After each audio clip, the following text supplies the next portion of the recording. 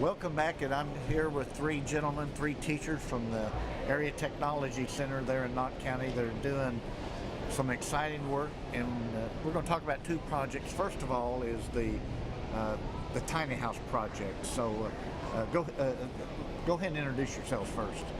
My name is Stacy Sparkman. I teach carpentry at Knott County. My name's Teddy Martin. I teach building and apartment maintenance at Knott County ATC. My name's Steve Momley, and I'm the principal at Knott County ATC. And Steve, you did some other things at Knott County. Yes, sir. I was an ag teacher at Knott County Central High School for about 6 years, and I've been involved with KVEC that entire time. Yeah. Got some grants to do some aquaculture stuff, some hydroponics, different things. Yeah, and I think you and your students presented to the Senate Agriculture Committee about your aquaculture, raising tilapia, then That's moving correct. into koi, That's and correct.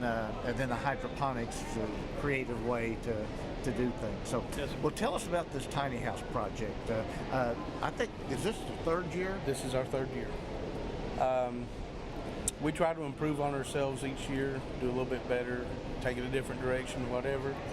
We included a project from Mr. Martin's this year to step up the technology a little bit, but the entire thing is designed by the students, and the work is done completely by the students.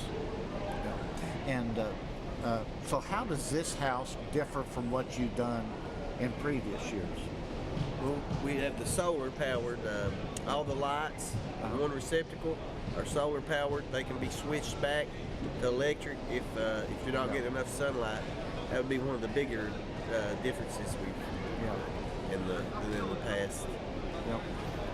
I think the outside is probably a little different too. We added a rock feature on the outside of the tiny house. We used some vertical siding. It looks like board and batten, kind of a old-timey look. We wanted this one to be a little bit more rustic, and I think we achieved that. Mr. Sparkman will probably tell you about all the woodwork on the inside of that. Yeah, and of course the one thing I was amazed the very first year, how you were able to work with the community to do some really interesting things. I know Hyman ProMart was very generous. I think there was a person from Letcher County that Henry Madden gave some really great wood. Yes. And I mean that tiny house was amazing. And both ProMart and Mr. Madden are still helping support us Yeah, on this. Mr. Madden helped us again this year. Him and his wife are into a lot of charitable work, and they help the community a lot in Letcher County. So talked about this tiny house this year, how many square feet, and then describe that rustic nature. Counting the upstairs area, it's just a little over 200 square feet, probably 210, something like that. The rustic, last year we went luxury. This year we decided to take it back a little bit. So all the walls are covered with tongue and groove poplar siding that was provided by Mr. Madden. We put a wood ceiling in it this year, and we just tried to make it look more cabin-like. How many people will it sleep? I'd say you could comfortably sleep 6 people in it. You know, that's really the other observation I made from the first year, your house was great. The second year, you realized you wanted to have some more storage space, and there was really creative ways that I think it was like cabinets on the stairs and all that. So I guess each year you do this, you learn stuff on how to do things different. Yeah, it's definitely been a learning experience. Building small houses with the quality of a large house. The integrity of a big house as far as insulation and all your fixtures being less camper-like. It's nothing like a camper. It is a small house instead of a camper or mobile home. It is a small house. And with the tiny house, you have to put a lot more forethought into what you're going to do to get everything to fit into the space that you have. So it really, to prepare young people to be carpenters, electricians, or plumbers, or any type of trade, it's going to teach them to be a little bit more creative and definitely troubleshooting than normal. Right. And problem solving. Problem solving, yes, and working together. My class and his class is in this small area at the same time. We got 2 classes in there working on 2 different parts of the house, and they have to be able to work with each other, and it teaches them soft skills that they need to learn to hold a job down out here when they're in the real world. So that's one. So what do the students get out of this? I think they get a sense of accomplishment. It's the biggest thing because they're the ones that design it. They do all of the work.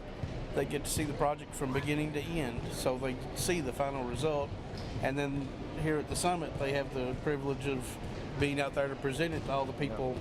We have about 20 kids here, and I'm trying to shuffle them in and out because they all want to be in the house to tell everybody about it. Get the recognition. They get the recognition for it. It's a real sense of pride at the high school, at the vocational school, in the community. You mentioned the Knott County ATC, and they say, "Oh, you guys did the tiny house," and recruiting kids. Yeah, I want to come up here and go to schools. I want to work on the tiny house. They learn a lot of skills. If they can build that, they can build a house. I would think then if they're so engaged and wanting to get that tiny, I mean, the time frame that you had to plan and to build this and get it ready for today was not easy.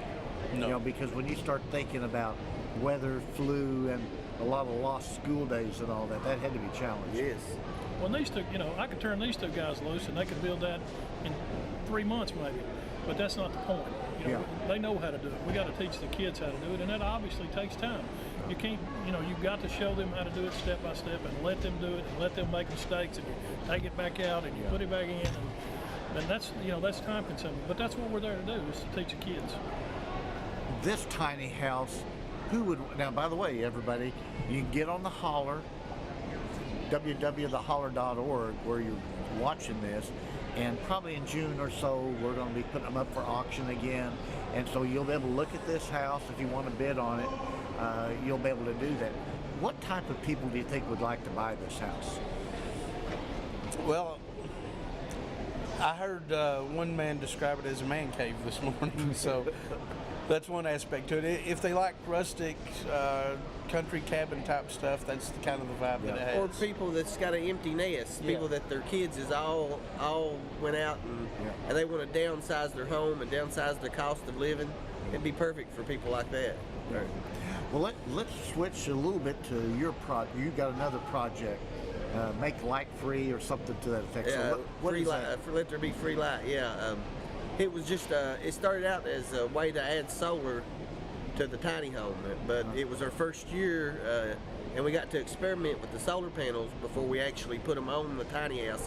We done some other things with them, built a box that had a microwave, and we solar powered popcorn and give it away at the last FAR Summit. And we just got to experiment with the solar a little bit and learn a little bit about it and learn what we need to do next year to be able to incorporate more solar power into it. Is that working out? Yeah, it worked out great this year, but we didn't try to overstep. We tried to keep it simple and just the lighting, one receptacle. That's all that's solar powered this year. We kept it reasonable, but we might try to push it a little more in the future. The solar was as much a learning process for us, especially Mr. Martin, because he's our expert on it, as it was for the students. Yeah, it was all new to me too. Well, hey, I appreciate y'all being on the show, and thank you so much for everything you're doing. Thank you. And everybody, the ATC there in Knott County is just, a pride and joy of the community and the region. So We're proud of our students. Great little school. thank Great you. students, Thank you. great faculty. Bye.